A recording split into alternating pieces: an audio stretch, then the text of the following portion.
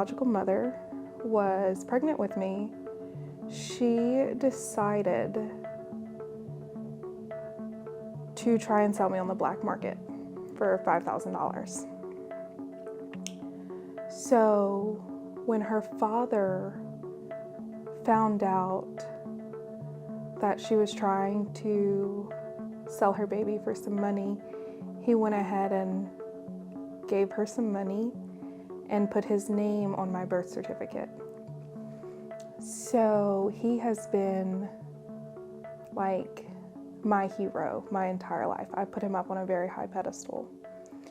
And then from there, his ex-wife agreed to help him raise me. From birth, I wasn't wanted. And I come from a broken home because essentially my grandparents raised me, but they were divorced. So it wasn't a family. It wasn't a mom and a dad. I didn't have grandparents. And they sent me to Catholic school. So I was sent to a private Catholic school, and that's where you get that first introduction to church. So every Thursday we'd go to church, and I sung in the choir, and they didn't want to sit in church, but they would drop me off, and then it was like my responsibility for my spiritual journey. And it felt like everything in my life was my responsibility. And that's just too much. When I was little, I had a godmother, because in the Catholic religion you get baptized and you get a godmother if your parents choose to go that route, which mine did. And she was like my mom. We did everything together. Even her parents would tell you she was like my mother. Her name was Amy, and she was an up-and-coming country star. And we were on our way back from a gig she played in Alabama at like a family thing. We hydroplaned, and she died on impact. And I was 4 years old, and her grandma was in the car, and she ended up laying across me, and my legs were broken. And the only thing I remember is spinning in the air and her yelling out Megan as she screamed. And then I knew then that I was going to have a struggle with having a mother figure in my life, because my birth mother wanted to sell me. The lady that stepped up to be my mom was a grandma, and she was just doing her best. And then the surrogate mother that I got through Amy was dead. And it was just really tough. Why would God take all these people from me and already not give me a fair chance, is how it felt growing up. I became really close with Amy's mom, and then my papa, who adopted me and sent me to private school. They both died when I was 12. So here I am at 13, and I am all alone. And, or at least that's how it felt. It felt like I was all alone, because the people that truly gave me that unconditional type of love were gone. And it's when I started struggling and blaming God and being very angry, like how can God put me in, because we're taught like God knows what you're meant for from the moment you are conceived. Why did he put me in this family? Why this family? This family doesn't want me from the jump. So it was really tough. And I remember my dad, he never went to church. And it was as if he didn't feel like he was worthy of walking in those doors, because he had been divorced twice. And that's hard to understand as a child, because he was sending me to church because he wanted me to have a spiritual background and upbringing, but he wasn't active in doing it himself. And that's how removed they were from the church. And so I would go to church on Sundays with my best friend and her family, And we would get dressed up, we'd go to church where we went to school, and then we would go out to lunch after. And I remember thinking when I was 11 years old, like before my whole world got turned upside down, like from the ages of 8 to 11, I was like, this is what I want. I want a family that has it together and that goes to church and they go eat out after so that I'm not alone at home.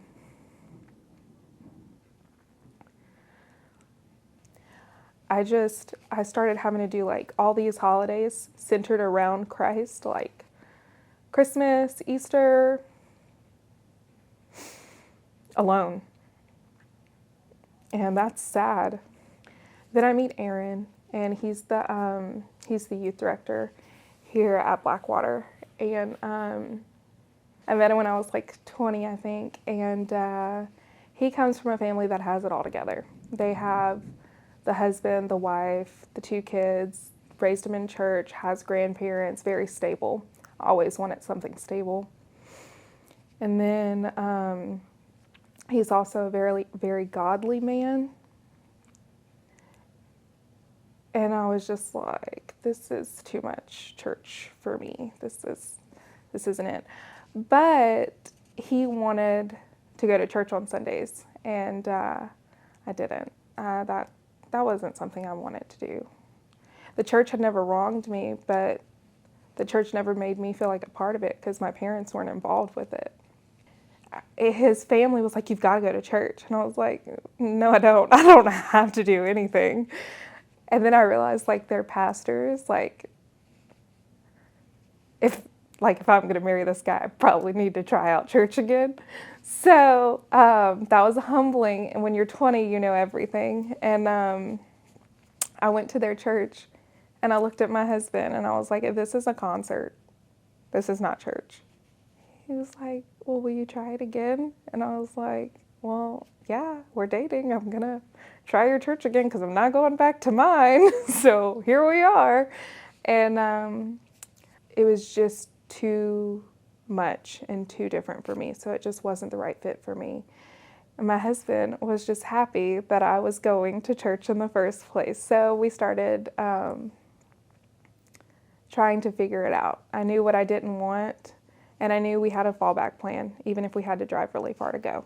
Throughout my relationship with Aaron, we've had years of infertility and lots of money spent on that. And then that made me angry with God again.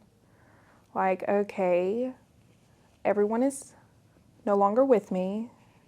I'm all alone, and I still can't have my own family. So we started saving money and looking into adoption or IVF or whatever would get me a baby because I wanted to be a mom. And that was a really tough conversation I had to have with my husband. And I feel so bad for all the women that struggle with infertility because I understand the struggle. And it's like you'll never see the other side of it. And I did not walk with God in the struggle of infertility. I was just angry for years. So now I'm on the other side of that infertility struggle and the church and all the other things. But when you're in the middle of it, it doesn't feel like it's ever going to get better. I feel like my story is one of rejection until it led to acceptance. And now that I'm on the other side of it, I don't understand why I made it so difficult on myself to not walk with God. There was a time in my life where I didn't reject God, but I didn't feel like it was part of my life. It was for too long. It was over 10 years.